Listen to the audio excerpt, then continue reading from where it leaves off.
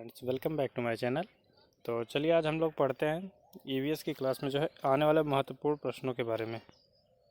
तो इसमें हमारा पहला क्वेश्चन आ जाता है, अस्पृश्यता का अंत किससे संबंधित है। अस्पृश्यता का जो अंत है ये अनुच्छेद 17 से संबंधित है। किससे? अनुच्छेद 17 से। नेक्स्ट हमारा निःशुल्क व अनिवार्य शिक्षा का मौलिक अधिकार किस अनुच्छेद के अंतर्गत आता है। निःशुल्क एवं अनिवार्य शिक्षा जो है ये अनुच्छेद 21A के अंतर्गत आती है। राज्य की दृष्टि में शिक्षा की दृष्टि से सबसे समान, राज्य की दृष्टि में शिक्षा की दृष्टि से सब समान है। तो किस अनुच्छेद में कहा गया? अनुच्छेद 29(2). अल्पसंख्यकों को शिक्षा संख्या अल्पसंख्यकों को जो है शिक्षा संस्था स्थापित करने का अधिकार किस अनुच्छेद में? आर्टिकल 31। नेक्स्ट हमारा 30 का 1 भाग में निर्बल वर्ग SC ST के शैक्षिक व आर्थिक अधिकारों की रक्षा किस अनुच्छेद में? आर्टिकल 46 में है। अल्पसंख्यकों के लिए 29 में, 30 में है इनकी शिक्षा संबंधित जो है अधिकार, और निर्बल SC ST जैसे लोगों के लिए जो है अनुच्छेद 46 है। संघ की राजभाषा हिंदी व लिपि देवनागरी होगी, यह आर्टिकल 343A में 1 में कहा गया है। माता पिता का मूल कर्तव्य है कि वह अपने 6 से 14 वर्ष के बच्चों को स्कूल भेजेंगे, आर्टिकल 51A के में कहा गया है। MDM की शुरुआत कब हुई थी? MDM की शुरुआत 15 अगस्त 1995 को हुई थी। कब? 15 अगस्त 1995 को। स्काउटिंग के संस्थापक कौन है? बेडन पावेल हैं। कोठारी कमीशन का कार्य क्षेत्र जो है प्राथमिक है, माध्यमिक व उच्च शिक्षा है। प्रौढ़ शिक्षा किसका हिस्सा है? ये प्राथमिक शिक्षा का हिस्सा है। प्रौढ़ शिक्षा के लिए आयु 15 से 35 वर्ष होती है। 10+2+3 शिक्षा संरचना की प्रस्तावित की किसने? कोठारी कमीशन ने। 10+2+3 शिक्षा संरचना घोषित की राष्ट्रीय शिक्षा नीति 1968 ने।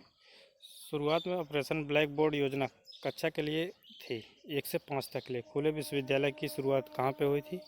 पहले शुरुआत ब्रिटेन में हुई थी।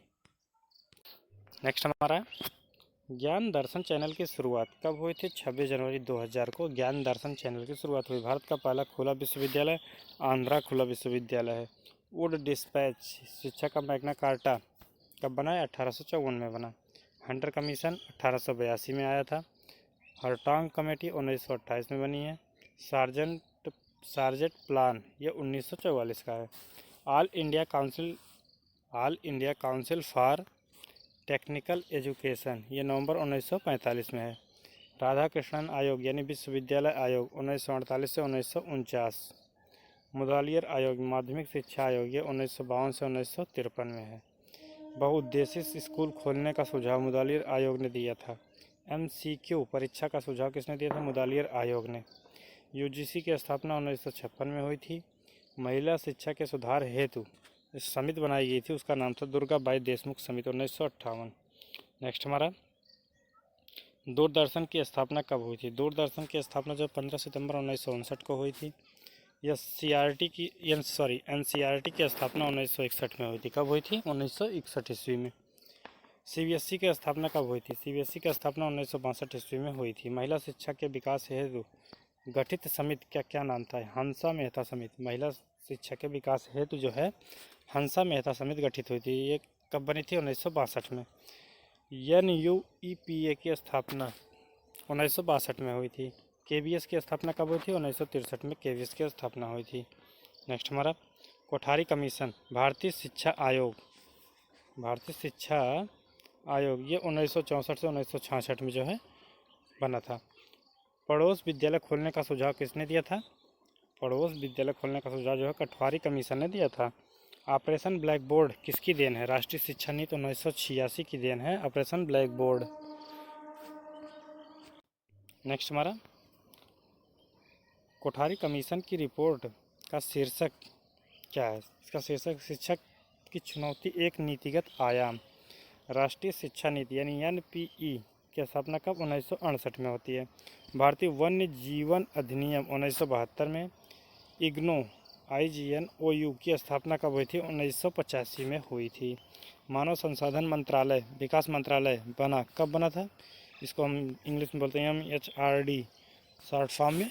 तो ये बना था 26 सितंबर 1985 ईस्वी को।